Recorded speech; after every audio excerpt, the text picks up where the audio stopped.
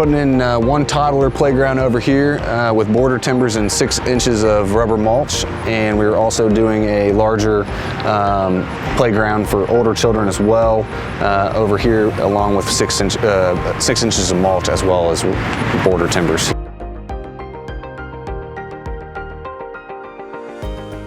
It does come down to liability and safety, but safety has to come first.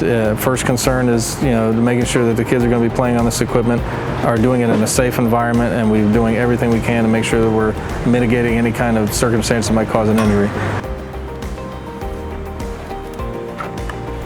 Our experience with AAA has been fantastic, and what we had was we had a situation where I came in with a different administration at the beginning of the year. An older administration had started another project. We came on at the tail end of it. And even though there were some internal city problems as far as how that project had gotten started and some things had to be ironed out, AAA State of Play went out of their way, bent over backwards, made it as seamless as it could have been for an install. We even had to change some locations where the equipment was supposed to be going because the previous administration did not take into account the area that was needed to put in a piece of equipment. But they worked with us all the way, and absolutely I would definitely work with AAA State of Play again.